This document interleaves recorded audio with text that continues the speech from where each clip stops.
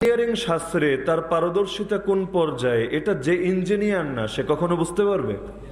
একজন আলেম তার ইলমি মাকাম কেমন, এটা আরেকজন আলেম বুঝতে পারবে, সাধারণ মানুষ কিন্তু বুঝতে পারবে না।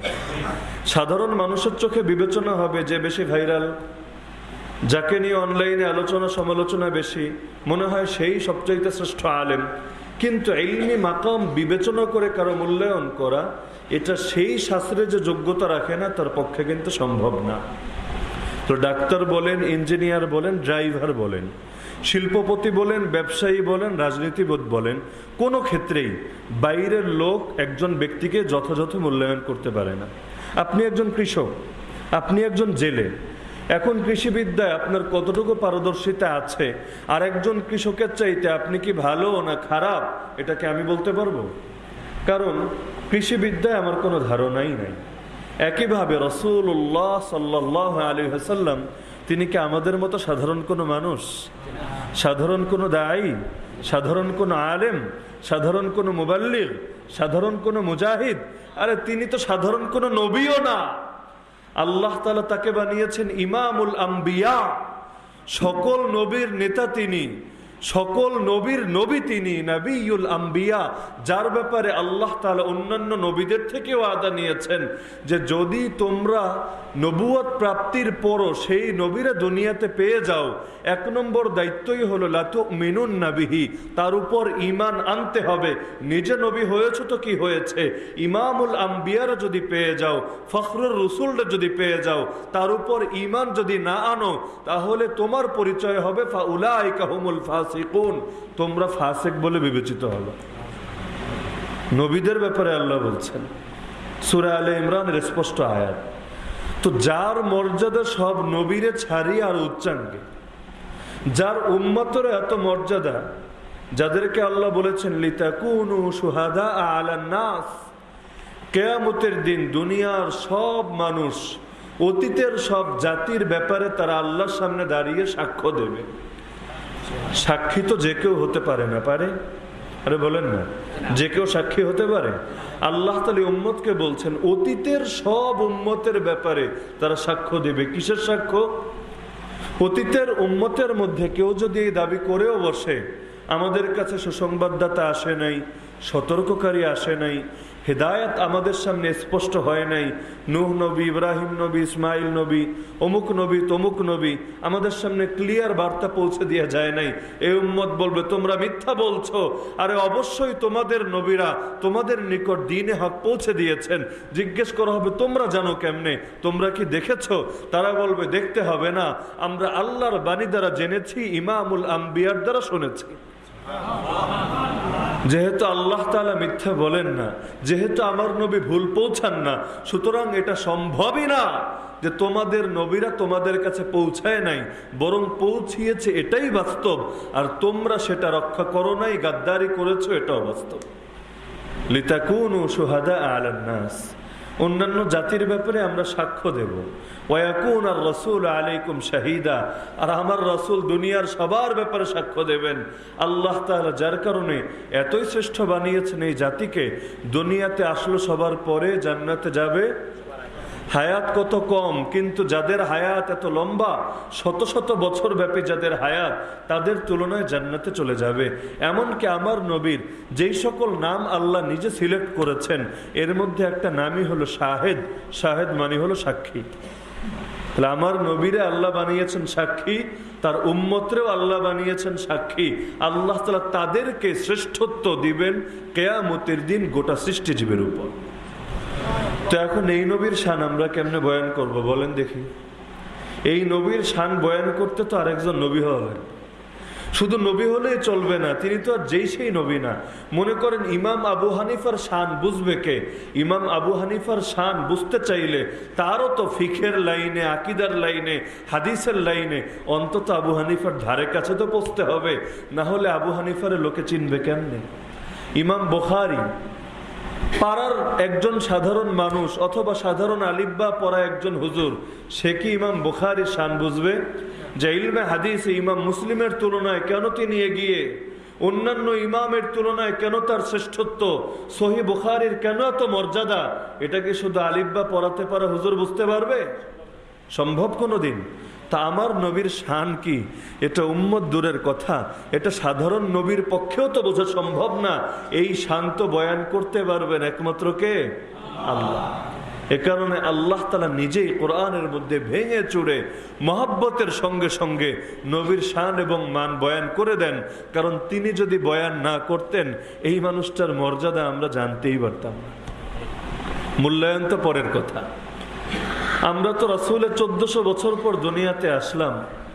রাসূলের আপন চাচা যারা, আবু লাহাব, যে আবু লাহাব রাসূলের জন্মের সংবাদ শুনে এত খুশি হয়েছিল, নিজের দাসীরে আজাদ করে দিয়েছিল, সেই আবু লাহাবও তো তার মূল্যায়ন করতে পারে নাই। এমনকি আল্লাহর রাসূল যখন দাওয়াত দিতে শুরু করলেন, সর্বপ্রথম যেই মানুষটা তার সামনে বেয়াদবি করলো, তাকে ধিক্কার দিল, তার সঙ্গে বাজে ব্যবহার করলো, সেই মানুষটার নামও আবু লাহাব। এমনকি যেই চাচা তারা পেলে পুষে বড় করলো, এমনকি সারা জীবন মাথার উপর ছায়া হয়ে থাকলো, সেই আবু তালেবও তো তার যথার্থ মূল্যায়ন করতে পারে নাই, তার কালেমার সামনে নিজেকে সঁপে দিতে পারে নাই।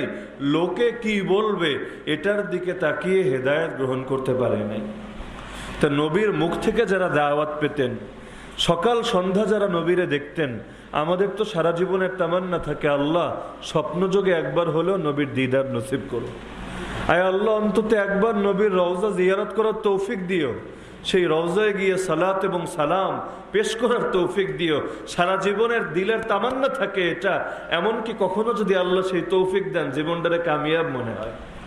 কিন্তু যেই মানুষগুলো সকাল সন্ধ্যা নিজেদের চোখে তাকে দেখতো, যারা নিজে আল্লাহর রাসূল যাদের দুয়ারে এসে তাদেরকে দাওয়াত দিতেন, রক্তের সম্পর্কের বিবেচনায় তারা আত্মীয়, সেই মানুষগুলোও তো তারা যথাযথ মূল্যায়ন করতে পারে নাই। এমনকি বহু নেতারা তাদেরকে বুঝিয়েছিল, দেখো মুহাম্মাদের সঙ্গে এত বাড়াবাড়ি করার দরকার কি? যদি মুহাম্মদ হক নবী হয়, তার সঙ্গে বাড়াবাড়ি করার ক্ষতি তোমাদেরকেই ভোগ করতে হবে। কারণ সে যদি হক নবী হয়, পৃথিবীর কোনো শক্তি তার পথ চলা থামাতে পারবে না। আর যদি মুহাম্মদ ভণ্ড হয়, বাতিল হয়, তাহলে তারে নিয়ে তোমাদের মাথা ঘামানোর কোনো কারণ নাই। কারণ বাতিল কখনো মজবুত হয় না, একদিন না একদিন তার মুখোশ খুলে যায়, জাতির সামনে সে অপমানিত, অপদস্থ এবং লাঞ্ছিত হয়। সুতরাং মুহাম্মদ যদি হক হয়, লাভ তোমাদের। মুহাম্মদ যদি বাতিল হয়, তাও তোমাদের চিন্তা করা লাগবে না, এমনি সে হালাক হয়ে যাবে। মাঝখান দিয়ে হক হলে তার বিরোধিতা করে নিজেদের ধ্বংস ডেকে আনার দরকার কি? এমনকি এক নেতা তো এটাও বলেছিল, আমি দেখতে পাচ্ছি মুহাম্মাদের ধর্মের মধ্যে এক জাদু আছে, মুহাম্মাদের কথার মধ্যে চুম্বকর্ষণ আছে, শীঘ্রই মুহাম্মাদের ধর্ম গোটা আরব ছাড়িয়ে অনারবের উপরও বিজয়ী হবে। তো এটা তো তোমাদেরই বিজয়, কারণ মুহাম্মদ তোমাদের এলাকার ছেলে, তোমাদের বংশের ছেলে। এখন মুহাম্মদ যদি সারা দুনিয়ায় বিজয় আনতে পারে, সেই বিজয় তো তোমাদেরও বিজয়। আজকাল লোকে গর্ব করে না, আমার এলাকার একজন মন্ত্রী আছে, আমার এলাকার তমুক বড় নেতা আছে, এটা নিয়ে গর্ব করে। ক্লাসমেট নিয়ে মানুষ গর্ব করে, আর অমুকের সঙ্গে এক ক্লাসে পড়েছি, আজকে সে এত বড় শেখুল হাদিস, আজকে সে এত বড় এই, এত বড় সেই, মানুষ এগুলো নিয়ে গর্ব করে। তো এই বাক্যটাই বলা হচ্ছে, আরে মুহাম্মদ যদি দুনিয়ার উপর বিজয় আনতে পারে, রোমার পারস্যরে তার পায়ের তলায় হাজির করতে পারে, এই বিজয় তো তোমাদেরই বিজয়, কারণ মুহাম্মদ তো তোমাদেরই ছেলে। আর যদি সে বিজয় ছিনিয়ে আনতে না পারে, রোম পারস্যের লোকেরা, ইহুদি খ্রিস্টানরাই তো তারে বরবাদ করে ফেলবে। অযথা নিজের এলাকার লোকের গায়ে হাত তুলে নিজেদের হাতকে তার রক্তে রঞ্জিত করার দরকার কি? দুনিয়ার লোকে কি বলবে যে কুরাইশের লোকেরা আপোষে মারপিট করে, এই বদনাম করানোর দরকার তো নাই। মুহাম্মদ যেহেতু জিহাদের ময়দানে নেমে পড়েছেই, ওর জন্য শত্রুরাই যথেষ্ট হবে, তোমরা থামো। কিন্তু যার কপালে ধ্বংস লেখা, নীতি কথা তারে ফিরাতে পারে না।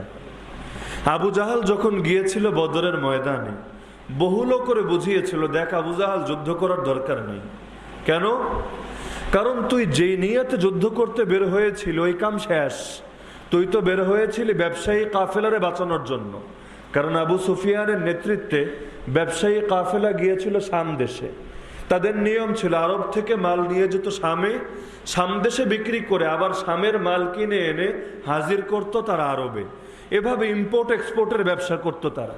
তা আল্লাহ রসুল সাল্লাল্লাহু আলাইহি ওয়াসাল্লাম বাহিনী নিয়ে বের হয়েছিলেন আবু সুফিয়ানের ব্যবসায়ী কাফেলার উপর হামলা করবেন। কিন্তু আবু সুফিয়ান বুদ্ধির পরিচয় দিয়ে রাসূলের সামনে ফেস হয় নাই, সমুদ্রের তীর দিয়ে ভিন্ন আরেক রাস্তা দিয়ে সে মক্কায় পৌঁছে গেছে। তো লোকে এখন বলল, আবু সুফিয়ানে তো খবর পাঠিয়েছিল সাহায্য নিয়ে আয়, বাহিনী নিয়ে আয়, এখন সে চলে গেছে মক্কায়, তোর অযথা এখানে থাকার দরকার কি, তুইও যা মক্কায়। কিন্তু মরণ যদি কাউরে ময়দানে টেনে আনে, পৃথিবীর কোনো কথা কি আর তারা থামাতে পারে? আবু জাহাল বলল, না আমি ফিরবো না, 3 দিন এই ময়দানে থাকবো, আমরা মাস্তি করব। বেড়ি নিয়ে আসছি, ফুর্তি করব, মদ নিয়ে এসেছি, মদ খাবো, উট নিয়ে এসেছি, উটের গোশত জবাই করে পিকনিক করব। এই 3 দিনে যদি মুহাম্মাদের বুকে বল থাকে, আর মুহাম্মদ যদি আমাদের সামনে ময়দানে যুদ্ধ করতে আসে, মুহাম্মাদের কল্লাই শরীর থেকে আলাদা করে দিবে। কি নাউজুবিল্লাহ বলবেন না? আর যদি মুহাম্মদ সাহস করে আমাদের সামনে দাঁড়াতে না পারে, গোটা দুনিয়া জানতে পারবে মুহাম্মদ একটা চাপাবাজ, মুহাম্মদ একটা মিথ্যুক, সে শুধু মুখেই বড় বড় কথা বলে, দিলের মধ্যে শক্তি নাই। তখন আমাদের সামনে লড়াই করার হিম্মত আর কেউ করবে না। গোটা আরবে আমাদের মাথা উঁচু হয়ে যাবে, সবাই জানবে কুরাইশের আর্মি এমন মজবুত আর্মি, ওর আর্মির সঙ্গে কেউ মোকাবেলা করার হিম্মতই করে না। তাহলে 2 দিকেই ফায়দা, যুদ্ধ হলেও ফায়দা, না হলেও ফায়দা। কারণ সে তো ভেবে রেখেছে যুদ্ধ হলে মুহাম্মাদের বাহিনী পরাজিত হবে। কি লেগা? কারণ তাদের কাছে তরবারি আছে মাত্র 2টা। কয়টা? লোক 313। তো কি হয়েছে? খালি হাতে লোক 10 লাখ হলেও লাভ নাই। ওই শাপলা চত্বরে নাকি 10 লাখ লোক জমা হয়েছিল খালি হাতে। ময়দান খালি হতে তো সময় লাগেনি। তো খালি হাতে দুনিয়ার কাফের মুশরিকরা কখনো ভয় করে না, কারণ ওরা জানে আপনার হাতের তসবিহ দিয়ে আর জায়নামাজ দিয়া কখনো তীর তরবারির মোকাবেলা করা যায় না। তরবারির মোকাবেলা তরবারি দিয়েই হয়, কলমের মোকাবেলা কলম দিয়ে হয়, জবানের মোকাবেলা জবান দিয়ে হয়। কিন্তু তরবারির মোকাবেলায় কেউ যদি কলম এনে হাজির করে, সে একটা মাথা মোটা বলদ ছাড়া কিচ্ছু না। তোরা ভেবে রেখেছে 2 তরবারি দিয়ে করবেটা কি আমাদের, মুহূর্তের মধ্যেই ভ্যানিশ করে ফেলবো আমরা, যুদ্ধ শেষ। কিন্তু জানে না দুনিয়ার চোখে তরবারি 2টা, কিন্তু অদৃশ্যের চোখে তরবারি তো কয়েক হাজার। কারণ তরবারি যদি 2টা হয়, আমারে বলেন তো 70টা নেতা নিহত হয়েছে বদরের ময়দানে, আরো 70 জন বন্দী হয়ে এসেছে। নেতা মরা কি সহজ না কঠিন? কঠিন। সেই যুদ্ধে কমান্ডার ইন চিফ ছিল কে? আবু জাহাল। তাহলে যে সবচাইতে বড় কমান্ডার থাকে, সে কি নিরাপত্তার অধীনে থাকে, ফোর্স নিয়ে থাকে, না এমনি সবার সামনে যায় খাড়ায় থাকে? কারণ নেতা ধরাছোঁয়ার বাইরে থাকে। সবাই জানে নেতা যতক্ষণ জিন্দা আছে যুদ্ধ চলবে, নেতা মরে গেলে যুদ্ধই শেষ। প্রতিটা দেশের, আমারে বলেন তো, এলাকার চেয়ারম্যান মেম্বারের নিরাপত্তা বেশি থাকে না রাষ্ট্রের প্রধানমন্ত্রী প্রেসিডেন্টের নিরাপত্তা বেশি থাকে? কেন? যে যত বড় নেতা তার জীবনের দাম তত বেশি মনে করা হয়। একটা প্রধানমন্ত্রী কোনো রাস্তা দিয়ে চললে আগে দেখেন না 5 ঘন্টা 4 ঘন্টা আগ থেকে রাস্তা বন্ধ রাখে, পরেও আধা ঘন্টা 1 ঘন্টা রাস্তা বন্ধ থাকে। এদিকে অ্যাম্বুলেন্সে লোক মরলো কিনা, আপনার এয়ারপোর্টে বিমান ছুটে গেল কিনা, এগুলো দেখার বিষয় না। কারণ আপনার মতো হাজার জনগণের চাইতে তার জীবনের দাম বেশি। এটা মনে করা হয় কিনা? আরে বলে না। কিন্তু একটা চেয়ারম্যান গেলে রাস্তা কয় মিনিট বন্ধ থাকে? একটা এমপি গেলে কয় মিনিট বন্ধ থাকে? থাকে না। তো লোকে লোকে নেতায় নেতায় তো পার্থক্য আছে। আবু জাহাল হলো সেই ময়দানের সবচাইতে বড় নেতা। তাহলে কি মনে হয় সবচাইতে বেশি নিরাপত্তায় ছিল না? তার মানে আবু জাহালকে ধ্বংস করতে চাইলে বিশাল নিরাপত্তা বলয়কে আগে ধ্বংস করতে হবে। 2টা তরবারি দিয়া জীবনেও সম্ভব? এটা আরে সম্ভব নাকি? তা 2 তরবারি দিয়ে 1000 তরবারির মোকাবেলা কেমনে হলো? 70 জন কাফের কেমনে জাহান্নামে গেল? তাও যেই সেই কাফের না, নেতা। আরো 70টা বন্দী হয়ে আসলো, কি দিয়ে বন্দী করলো? 2 তরবারি দিয়ে 70টারে কেমনে বন্দী করে? বাকিগুলা জান নিয়ে কোন রকম ভাগলো। কেমনে সম্ভব বলেন দেখি? দুনিয়ার নজর যেখানে গিয়া শেষ, আমার আল্লাহর কুদরত সেখান থেকে শুরু। বান্দা যদি আল্লাহর উপর ভরসা করতে পারে, করার মতো করতে পারে, আল্লাহর নবী বলেন, লাউ আন্নাকুম তাওয়াক্কালুনা আলাল্লাহি হাক্কা তাওয়াক্কুলি লারাযাকাকুম কামা ইয়ারযুকুত তায়র তাগদু খিমাসান ওয়া তারুহু বিতানা। তোমরা যদি আল্লাহর উপর সেভাবে ভরসা করতে পারো যেভাবে ভরসা করা উচিত, আল্লাহ তোমাদেরকে ঠিক সেভাবে রিজিক দিবেন যেভাবে পাখিদেরকে রিজিক দেন। সকালে খালি পেটে বের হয়ে যায়, চাকরি করে না, ব্যবসা করে না, কামলাগিরি করে না, ক্ষেত খামার করে না, ড্রাইভিং করে না, দুনিয়ার কোনো পেশায় সে জড়িত না, তারপরও বিকালবেলা খালি পেটে ফিরে আসে। কেমনে ফিরে আসে? তো যেই আল্লাহ আপনারে বাদ দিয়া দুনিয়ার হাজার হাজার মাখলুকরে চাকরি ছাড়া, ব্যবসা ছাড়া, শুধুমাত্র তাওয়াক্কুলের কারণে খাওয়াতে পারে, পড়াতে পারে, জীবন চালাতে পারে, সেই আল্লাহ একটা মাত্র জাতি মানুষরেও পারে না? আরে পারে কি না? তাহলে করে না কি লেগে? কারণ নজর তো চলে গেছে শুধু জাহেরের দিকে। এখন বিশ্বাসী হতে চায় না যে জাহের বাদ দিয়েও অনেক বড় কিছু হতে পারে। আল্লাহর নবী বলেন, ওয়া জুইলা রিজকি তাহতা জিল্লি রুমহি, আমার রিজিক রাখা হয়েছে আমার বর্ষার ছায়ার নিচে। দুনিয়ার লোকেরা বলবে কিভাবে সম্ভব, বর্ষার ছায়ার নিচে আবার রিজিক থাকে কিভাবে? রিজিক থাকে চাকরিতে, রিজিক থাকে ব্যবসায়, রিজিক থাকে কৃষিতে। কিন্তু আমার আল্লাহ দেখিয়ে দিয়েছেন, যে আবু হুরায়রা একসময় না খেয়ে রাস্তার পাশে পড়ে থাকতে হতো, এমনকি লোকে এসে ভাবতো মৃগী রোগী, কিন্তু বাস্তবে মৃগী রোগী না, অজ্ঞান হয়ে পড়ে আছে পেটের জ্বালায়। আরে যেই নবীরাও পেটে ক্ষুধার জ্বালায় দুইটা পাথর বাঁধতে হয়, তার সাহাবীদেরকেও কোমর সোজা রাখার জন্য বাধ্য হয়ে পাথর বাঁধতে হয়। সেই আবু হুরায়রা এক সময় নাক মুছত যেই রুমাল দিয়া, সেই রুমালটাও ছিল রেশমের রুমাল। তো এই রিজিক আল্লাহ দিয়েছেন চাকরির বরকতে, ব্যবসার বরকতে, বড় বুদ্ধিজীবী ছিলেন, বুদ্ধি বেঁচে খেয়েছিলেন এই বরকতে। কিসের বরকতে বলেন না? খালি হাদিয়া তোহফার বরকতে? আরে না, বরকত আল্লাহ দিতে চাইলে ইয়ারযুকহু মিন হাইসু লা ইয়াহতাসিব, আল্লাহ বলেন এমন জায়গা থেকে দেই বান্দা কল্পনাও করতে পারে না। কারণ আগেই বললাম, যেখানে গিয়ে বান্দার চিন্তা শেষ, সেখানে আমার আল্লাহর কুদরত শুরু। আমার আল্লাহর কুদরতের শেষ বলতে কিচ্ছু নাই। আমার আল্লাহ শুধু মুখ দিয়ে কোন বলেন কি না এটা নিয়ে ইখতিলাফ আছে। আমার আল্লাহ শুধু কোন শব্দ উচ্চারণ করেন, অথবা কারো কারো মতে আমার আল্লাহ শুধু ইচ্ছা করেন, সঙ্গে সঙ্গে সেটা হয়ে যায়। তাহলে আমরা যে অনেকে ধারণা করি এইটা না হইলে খামু কি, ওইটা না হলে পড়মু কি, এই কথাগুলো কি কোনো মুমিনের কথা? আরে বলেন না, ছেলেরে মাদ্রাসায় দিলে হুজুর খাইবো কি বড় হইয়া? কি কইরা খাইবো? আপনি কোন না হুজুর গো কয়টা টাকা ইনকাম আছে, কেমনে খাইবো? কেন আমার ছেলেরে মাদ্রাসায় দিতে চান? তার মানে আমি ভেবে নিয়েছি খাওয়ানোর ব্যবস্থা মনে হয় দুনিয়ায় হয়, অথচ কোরআনে আল্লাহ বলেছেন অফিস সামাই রিজকুকুম, তোদের রিজিক দুনিয়ায় না, তোদের রিজিক আসমান। তার মানে রিজিক দুনিয়া থেকে আসে না, কোত্থেকে আসে? ফয়সালা আগে হেড অফিসে হয়, তারপর আমার আল্লাহ পাঠায় দেন। কেমনে পাঠাবেন সেটা তিনিই ভালো জানেন। নবীরে এসে তো অফার দেওয়া হয়, নবী কি চান বলেন? যদি বলেন তাহলে এই যে পাহাড়গুলো দেখেন, একটারে সোনার পাহাড়, একটারে রূপার পাহাড়, এই রকম এক একটা দামি দামি সম্পদের পাহাড় বানায় দিব, আপনার সারা জীবনে অভাব বলতে কিচ্ছু থাকবে না। এই অফার আপনারা দিলে কি করতেন? আপনি আগে 2 রাকাত নামাজ পড়তেন, তারপর বলতেন আল্লাহ তাড়াতাড়ি দাও, আমার তো আর সবর সয় না, এই পাহাড় বেচে সারা জীবন আমি খামু। আপনি মনে করতেন বিশেষ নজর পড়েছে আপনার উপর? মনে করতেন কি না? দুনিয়ায় কোন গরিবটা এমন আছে যে বড়লোক হইতে চায় না? আমারে বলেন তো। গরিব হইয়া গরিব থাকতে চায়, গরিবানা হালতে খুশি আছে, সন্তুষ্ট আছে, বড়লোক হওয়ার মতো দিলে তামান্না নাই, এইরকম কয়টা লোক পাবেন খুঁজে আমারে বলেন? যার পকেটে 1 টাকাও নাই, সেও কোটি টাকা স্বপ্ন দেখে। দুনিয়ার বাস্তবতা এমন। তা আমরা তো পাই না, তাও চাই।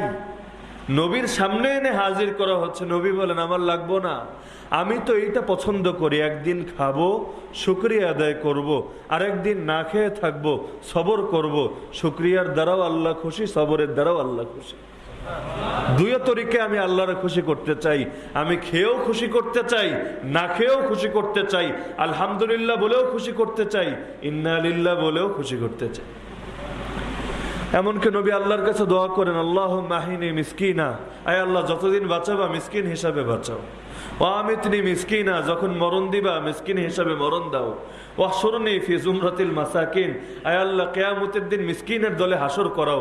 আপনার মসজিদের ইমাম সাহেব যদি আজকেই দোয়া করে, ইমামে চাকরি যাইব গা, যে হুজুর আপনি দোয়া করবেন যে আল্লাহ আমগরে বড়লোক বানাও, যতদিন আমগো দুনিয়ায় রাখবা বড়লোক হিসাবে রাখো। আপনি আমগরে মিসকিন হওয়ার দোয়া করছেন, আপনার মতো ইমামের দরকার নাই। আমরা মিসকিন হইলে আপনার খুশি লাগবো না, আপনার আর টেহাই দেবো না, যান। কি বলবে না এটা? বলবে কিনা এই কথা? কিন্তু নবী আল্লাহর কাছে চেয়ে নিচ্ছেন কেন? কারণ গরিব থাকলে দুনিয়ায় কষ্ট আর কয় বছর বলেন? 50 বছর, 60 বছর।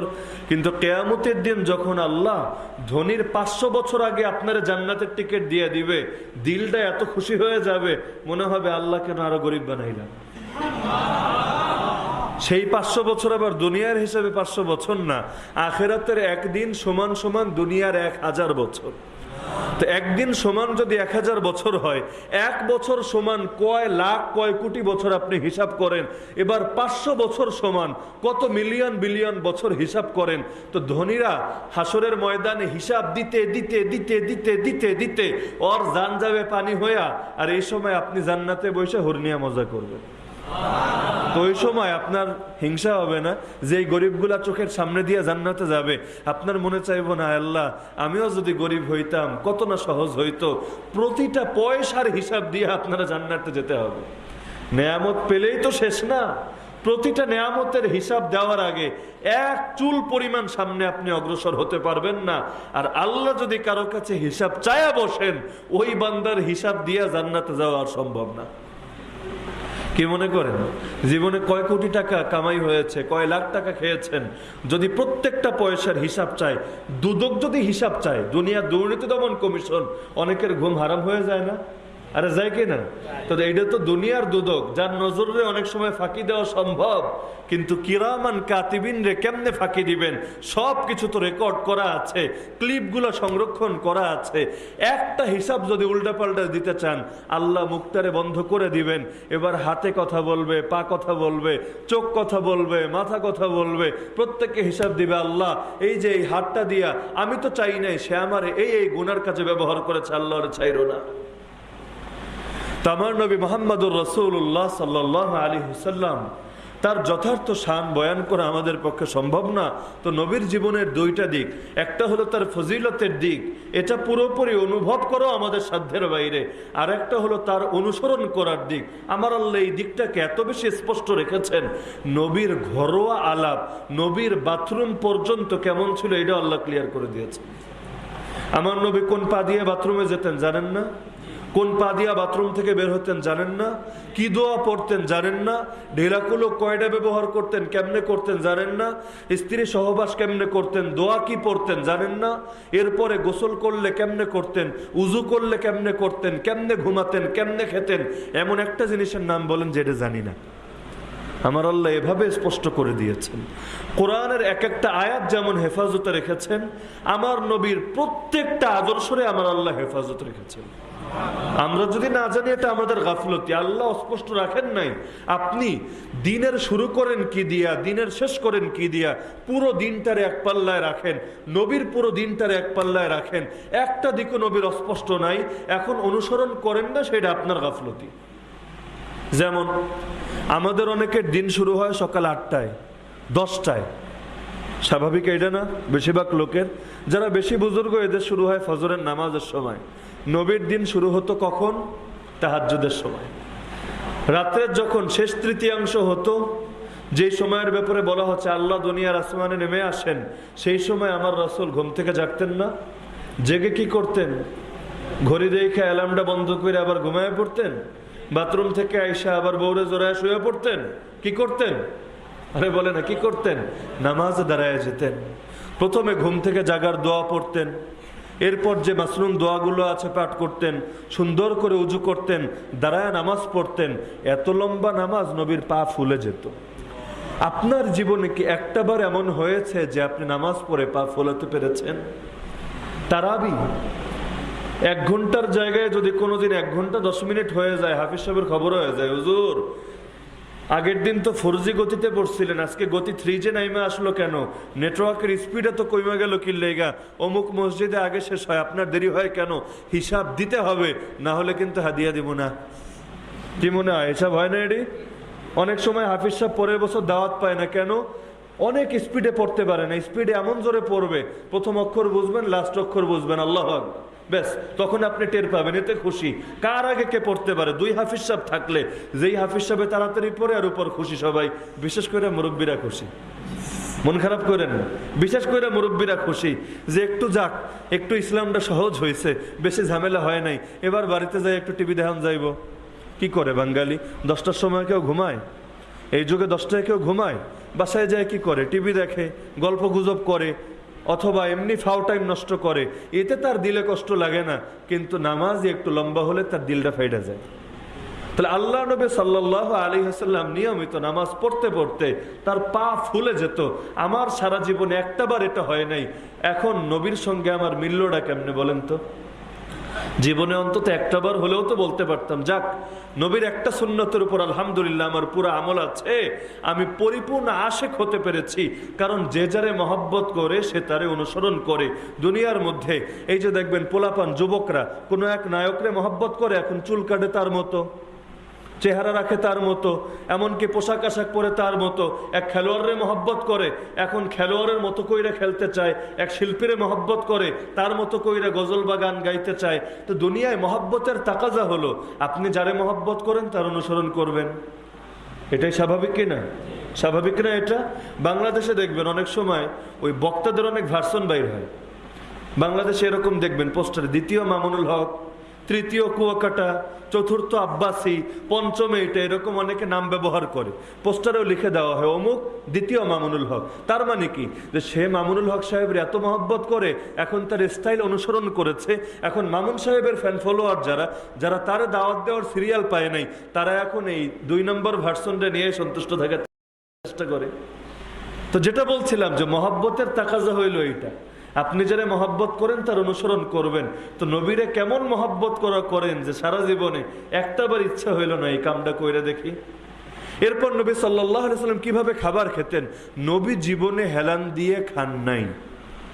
কেন? কারণ নবী সাল্লাল্লাহু আলাইহি ওয়াসাল্লাম বলেছেন, আমি একজন গোলাম, আমি সেভাবে খাই যেভাবে গোলাম খায়, আমি সেভাবে বসি যেভাবে গোলাম বসে। এই খাবার আল্লাহর পক্ষ থেকে নেয়ামত।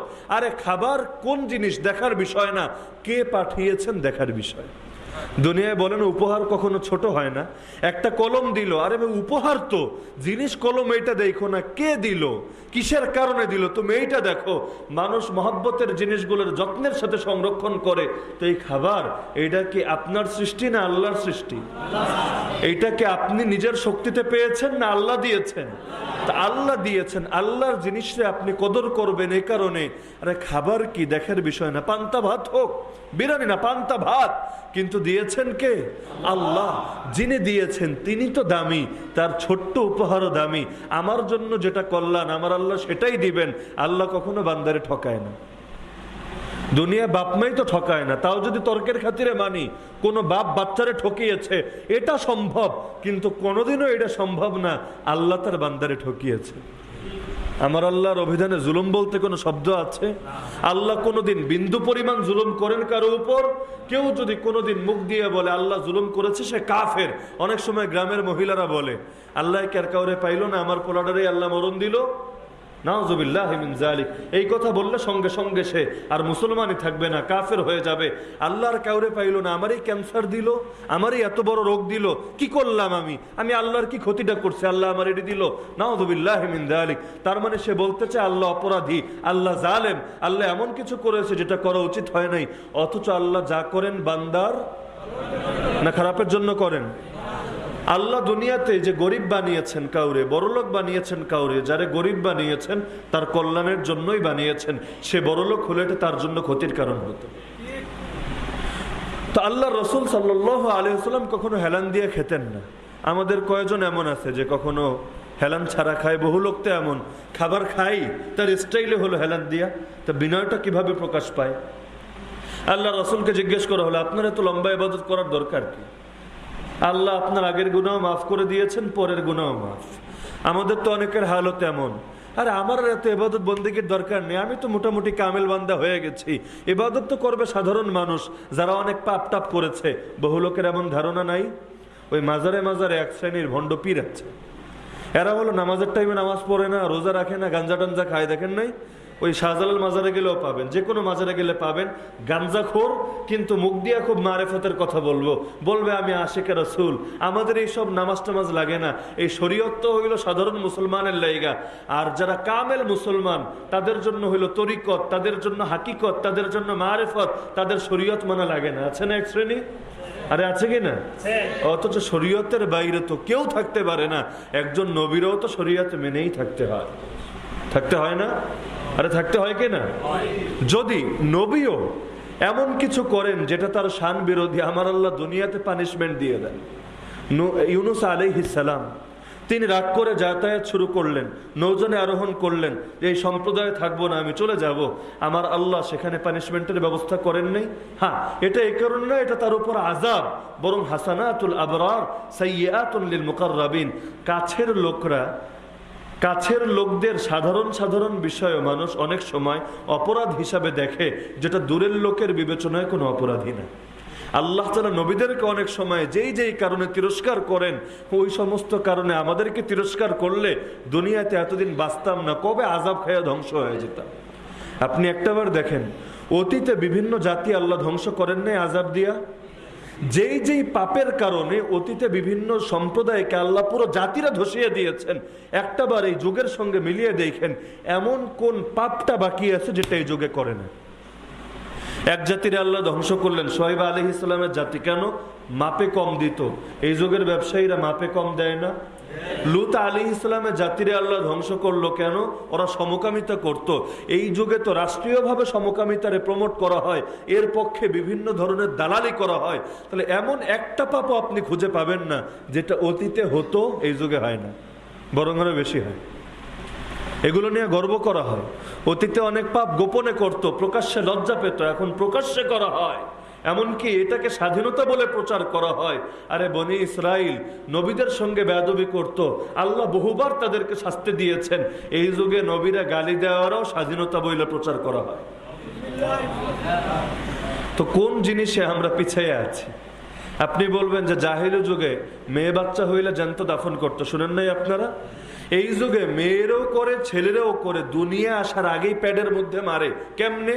ওই যায় মেয়েরা আকাম কুকাম করে, তারপর পেটের মধ্যে বাচ্চা চলে আসে, 4 মাস বাচ্চার প্রাণ চলে আসে, রূহ চলে আসে।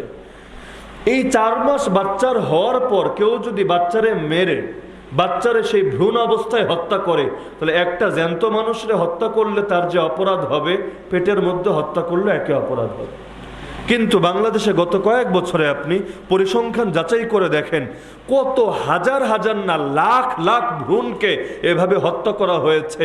কোনোটা হারাম রিলেশনে, কোনোটা হালাল রিলেশনেও করা হয়েছে। কেন? বিয়ে করেছে, 2 বছর ফুর্তি করবো, বাচ্চা চলে আসছে, এত তাড়াতাড়ি ঝামেলা নিব না। মেয়ের এখন ইচ্ছা হইলে অনার্স করবো, মাস্টার্স করবো, পিএইচডি করব, আমার কেরিয়ার নষ্ট হবে এখন বাচ্চা নিলে। বাচ্চা নষ্ট করে ফেলে। কখনো হলো এক বাচ্চা আছে, এখন আবার আরেকটা বাচ্চা আসলে ঝামেলা, 5 বছর 10 বছর যাক, নষ্ট করে ফেলে। কখনো ঝগড়াঝাটি করে নষ্ট করে ফেলে। এরকম ঠনকো কারণে নষ্ট করে। তা আগের যুগে তো খালি মেয়ে নষ্ট করতো, এই যুগে মেয়ে ছেলের ভাগ নাই। ভ্রূণ তুই দুনিয়া আসলে কিল্লাইগা, তুই মায়ের পেটে রূহ পাইলে কিল্লাইগা, নষ্ট করে ফেলে। এমনকি কত সময় শুধু নষ্ট না, রাস্তার পাশে ডাস্টবিনে বাচ্চা ফেলে যায়। জাহিলি যুগে বাপরা নিয়ে সন্তানটা জ্যান্ত দাফন করত, মারা কিন্তু ঠিকই কান্নাকাটি করত। আপনি ইতিহাস পড়েন, মায়েরা কিন্তু হত্যার পক্ষে ছিল না। কোন মা চায় নিজের বাচ্চারে হত্যা করবে? আপনার মা চায়? আরে বলে না, কোন মাটা চায়? এমনকি মা পারলে নিজের জান দিয়ে দেয় সন্তানকে বাঁচানোর জন্য। কিন্তু এই যুগে নর্দমায়, ডাস্টবিনে, ড্রেনে, হসপিটালে মাঝে মধ্যে বাচ্চা ফেলে রেখে চলে যায় কারা? সেই মায়েরাই যারা বাচ্চার জন্য সবচাইতে নিরাপদ আশ্রয় ছিল, তার হাতেই বাচ্চা আজকে সবচাইতে করুণ হালতের শিকার। তো কোন জাহেলিয়াতে আমরা পিছিয়ে আছি? আল্লাহ নবী বলেছিলেন কিয়ামতের আলামত হলো মানুষ বাপের সঙ্গে বেয়াদবি করবে, বন্ধুরে কাছে টানবে। আপনার কি মনে হয় এই যুগে এটা নাই? এই যে বৃদ্ধাশ্রম, বুড়া মানুষরে নিয়ে বৃদ্ধাশ্রমে দিয়ে আসা, তারে বোঝা মনে করা, এই জিনিসটা জাহেলি যুগে ছিল কিনা? আমাদের বললেন তো ইতিহাস পড়া যে জাহেলি যুগে একটা বৃদ্ধাশ্রম আপনি পান কিনা যে বাপরে মনে করতো বোঝা। আরে সেই যুগে মেয়েরে দাফন করলো, ছেলেরা বাঁচায় রাখতো কেন? কারণ বুড়া বয়সে পালবে বলেই তো। কিন্তু এমন এক যুগে চলে এসেছি, যেই বাচ্চারে আপনি মানুষ করলেন কষ্ট করে, বাপে যদি মানুষ না করে সন্তান কেমনে মানুষ হবে বলেন তো? সম্ভব? যারা মানুষের মতো মানুষ হয়েছে, লেখাপড়া করে শিক্ষিত হয়েছে, বাপের সাপোর্ট পেয়েছে বলেই তো হয়েছে। আরে কত লোক এরকম আফসোস করে, হায় আমার বাপ যদি থাকতো বাইচা, আজকে আমিও অনেক বড় অফিসার হতাম, আল্লাহ আমার এতিম বানিয়েছে তাই আমি পারছি না। কারণ মাথার উপর ছায়া না থাকলে মানুষ বেশি আগাতে পারে না। বাস্তবতা এটা কিনা? যেই বাচ্চা, যেই বাপ আপনারে পেলে পুষে এত বড় করলো, আজকে বড় হয়ে আপনি তারাই মনে করলেন বোঝা। এই জাহেলিয়াতটা আপনি অতীত ইতিহাসে দেখেন পান কিনা? একইভাবে হাদিসে আছে, মায়ের সঙ্গে দাসীর মতো ব্যবহার করবে, বউয়ের কথা শুনতে গিয়ে মায়ের কষ্ট দিবে। এটা তো এই সমাজে ব্যাপক। তো কোন অপরাধটা এমন আছে? মানুষের সম্পদ মেরে খাওয়া। এই যুগে অন্য লোক তো পরের কথা। কত ভাই এমন আছে বোনের সম্পদ মেরে খায়, বোনদের সম্পদ বুঝাইয়া দেয় না, বরঞ্চ বিভিন্নভাবে হুমকি দেয়, ওই যদি সম্পদ চাইতে আহস তাহলে কোনোদিন আর এই বাড়িতে আসবি না। যেহেতু এটা বাপের বাড়ি, আমরা কি তোরে আসলে খাওয়াবো না?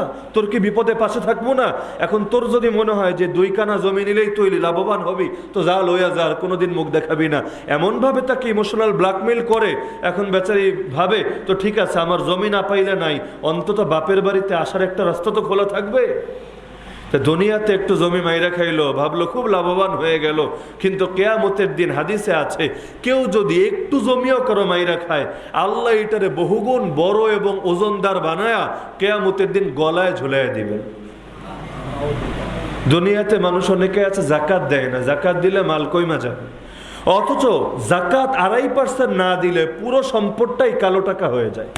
ওই সরকার বলে না, সরকারের কর না দিলে পুরো টাকাই কালো টাকা, এবং তাকে আইনের আওতায় আনা হয়। ইসলামে 2.5% জাকাত দিবেন না, পুরোটাই কালো টাকা। এই মালের মহব্বতে তো দিবেন না। আল্লাহ বলেন, জাহান্নামের আগুন দিয়া তোর মাল রে পুরাবো, এরপর তোর কপালে, তোর শরীরের সাইডে, তোর পিঠে আমি দাগ দিব। এই মালগুলোরই আমি আল্লাহ সাপ বিচ্ছু বানায় দিব। তখন তোর মালে তোরে কামড়াবে, আর সে আফসোস করবে, হায় যদি মাল না থাকতো আমার জাহান্নামে এত কঠিন আযাব হতো না। তো মানুষ যেই মহব্বতে আল্লাহরে নারাজ করে, আল্লাহ সেই জিনিস দিয়েই তার শাস্তি দিবেন। কত লোক এমন আছে বউরে ঠকায়, বউয়ের মোহর দেয় না, আছে না? যদি বউ মোহর চায়, সারা জীবন এত কিছু দিলাম, এখন তুই কয়টা টাকা মোহর চাস আমার কাছে, যা তোরে আর কিচ্ছু দিব না, মোহর লইয়া তালাক লইয়া জাগা বাড়িতে। এখন বেচারি ভাবে কয়টা টাকা মোহরের লাইগা এখন আমি আমার আত্মীয়তা, আমার বন্ধনটা নষ্ট করব, বাচ্চা কাচ্চা নিয়ে কই যাব? ঠিক আছে, আমার মোহরের দরকার নাই। এই যে কথাগুলো বলছি, আল্লাহ ভালো জানে আপনারাও আবার কেউ কষ্ট পাচ্ছেন কিনা। কারণ সমস্যাগুলো খুবই ব্যাপক, ঘরে ঘরে ঢুকে গেছে সমস্যা। এই যে নজর হেফাজত, যে নজর হেফাজত করতে পারে না সে ইমানকে হেফাজত করতে পারে না। এই যুগে নজরের খেয়ানতকে তো কোনো গুনাই মনে করা হয় না। টিভি দেখারে কয়জন লোকে গুনাহ মনে করে, ভাবে হুজুর খারাপ কিছু তো দেখি না, ওই অশ্লীল দৃশ্য দেখি না, এমনি একটু দেখি আর কি। তো এমনি একটু দেখেন ভালো কথা, খবর দেখলেও খবর কি বেডিরা পড়ে না? কয় না? সাইজা গুইজা মেকআপ কইরা বেডিরা পড়ে না? না খালি বেডারাই পড়ে? উপরন্তু এই দেশের আদর্শ কি জানেন? খালি এই দেশ না, সারা দুনিয়া। বেডাগো ক্ষেত্রে যে যত বেশি পোশাক পরে সে তত স্মার্ট। কোট লাগাবে, ব্লেজার লাগাবে, আরো এই সেই পরবে, টাই ঝুলাবে, এ হইল স্মার্ট। আর বেডিগো ক্ষেত্রে যে যত কম পরবো সে তত স্মার্ট। উল্টা না কোন? এমনকি মহিলাদের ক্ষেত্রে এখন কাপড় যত উপরে থাকবে, এমনকি তার পায়ের সৌন্দর্য দেখা যাইব, সে তত স্মার্ট। আর বেডকো ক্ষেত্রে যত ছেঁচড়াইয়া হাঁটবো, এইটা হইল স্মার্ট। নামাজের সময় হুজুর বইলা দেওয়া লাগে, ও ভাইয়েরা একটু টাকনুর উপর কাপড় তোলো। কেন? পুরুষ তো টাকনুর নিচে কাপড় রাখাই হারাম। এমনকি টাকনুর নিচে যে অংশ যাবে, আল্লাহর নবী বলেছেন সেটা জাহান্নামে যাবে। এটা তো শুধু নামাজের জন্য না, সব সময়ের জন্য। অফিসে থাকেন, আদালতে থাকেন, যেখানেই থাকেন, আপনার কাপড় যদি টাকনুর নিচে যায়, আপনার এই অংশ জাহান্নামে যাবে। তো এই অংশ জাহান্নামে যাইব মানে বাকি উপরের ডি জান্নাতে যাইব, আর একটু রে কাইটে আল্লাহ জাহান্নামে দিব, এই অর্থ? জাহান্নামে একটু গেলে তো পুরোটাই যাবে ভাই। একটু যাইব জান্নাতে, একটু যাইব জাহান্নামে, এমন ভাগাভাগির তো সুযোগ নাই। আপনার কি কোপায়া 2 টুকরা কইরা 2 জায়গায় দিবে নাকি? এইটা তো সম্ভব না। তো সব জিনিস যেটা যেই জায়গায় থাকা দরকার ছিল সেটা সেই জায়গায় নাই, উল্টে যাচ্ছে। পুরো সমাজটাই দেখবেন উল্টে যাচ্ছে। ইসলামে বিধান ছিল সমাজে নেতৃত্ব দিবে কারা? পুরুষ না নারী? আরে পুরুষ না নারী? এই যুগে তো আরো গর্বের সাথে প্রচার করা হয় যে নারীরা যদি নেতৃত্ব দেয়, এটা হলো সমাজের গর্বের বিষয় যে আমাদের দেশের নারীরা এগিয়ে যাচ্ছে, তারা নেতৃত্বও দিতে জানছে। অথচ সহিহ বুখারীর হাদিস, সহিহ বুখারীর হাদিস জাল, দুর্বল নাকি বিশুদ্ধ? সহিহ বুখারীর হাদিস, আল্লাহর নবী বলেন লা ইউফলিহা কওমুন ওয়াল্লাহু আমরাহুম ইমরাআতান, সেই জাতি কোনোদিনও সফল হবে না, কোনোদিনও কামিয়াবি হবে না যারা নারীকে নেতা বানায় নেয়। আমার নবী কি মিথ্যা বলেন না সত্য বলেন? তাহলে বরকতের দুয়ারই বন্ধ হয়ে যায় যদি পরিবার চালায় নারী, সমাজ চালায় নারী, পৃথিবী চালায় নারী। কার কথা? আমার কথা? হুজুরগ কথা? কার কথা? রাসূলুল্লাহ সাল্লাল্লাহু আলাইহি ওয়াসাল্লামের কথা। উনি বানায় বানায় বলেন না আল্লাহর থেকে বলেন? কেউ যদি মনে করে নবী বানায় বানায় কথা কয়, মন গড়া কথা কয়, তারও তো ঈমান থাকবে না। কারণ আল্লাহ কোরআনে ক্লিয়ার জানিয়ে দিয়েছেন একটা কথাও তিনি বানায় বলেন না, যা বলেন কার পক্ষ থেকে বলেন? সূরা নাজম আয়াত নম্বর 3 এবং 4। তো যেটা বলছিলাম, সব জিনিস ধীরে ধীরে উল্টে যাচ্ছে আর উল্টে যাচ্ছে। নজরের গুনাহ কত ভয়াবহ গুনাহ, গীবতের গুনাহ কত ভয়াবহ গুনাহ। আর গীবত করা তো জিনার চাইতেও খারাপ। কেন? জিনারে সবাই খারাপ মনে করে, একদিন না একদিন তওবা করে। গীবত রেখে খারাপ মনে করে। গীবত কারে কয়? আপনি একজনকে ধরবেন, ও ভাই তুমি গীবত করো কি জন্য? সে বলল কই গীবত করলাম, যেইটা হাসা এটাই তো কইলাম। বলে না এটা?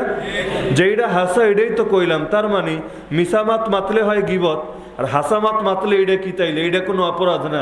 অথচ হাসা বললেই তো এটা গীবত, মিসা বললে তো অপবাদ। অপবাদ তো আরো খারাপ জিনিস। কিন্তু গীবত কারে বলে? একজনের একটা দোষ আছে, আপনি জানেন বাস্তবেই দোষ আছে, কিন্তু সেটা আপনি প্রকাশ করবেন কেন? আরে আপনার মধ্যে কি দোষ নাই? বলেন আপনার মধ্যে নাই? আল্লাহ যদি আপনার দোষ প্রকাশ করে, আপনি থাকতে পারবেন সমাজে? গুনাহের গায়ে যদি গন্ধ থাকতো, আমরা প্রত্যেকে এত বেশি দুর্গন্ধময় হয়ে যেতাম, মানুষ লাথি মেরে আমাদেরকে এলাকা থেকে বের করে দিত, আমাদের জঙ্গলে চলে যেতে হতো।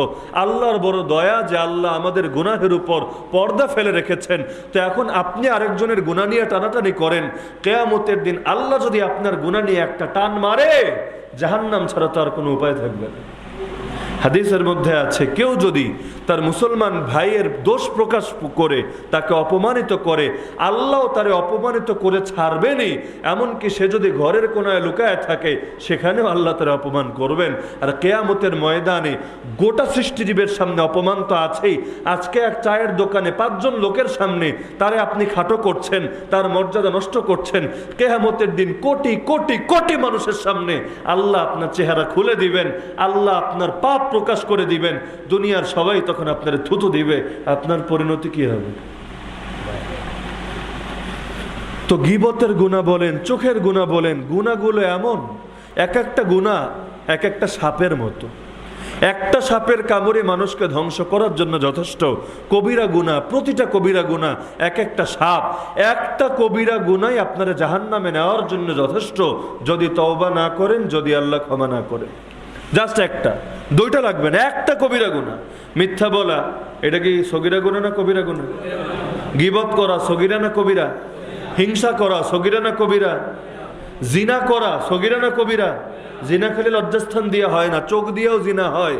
আমার নবী বলেছেন, চোখের জিনা হইল দেখা, কানের জিনা হইল শোনা, জবানের জিনা হইল বলা, হাতের জিনা হইল ধরা, পায়ের জিনা হলো সেদিকে চলা, লজ্জাস্থানের জিনা হলো সেই চূড়ান্ত ভাবে সেটাকে বাস্তবায়িত করা।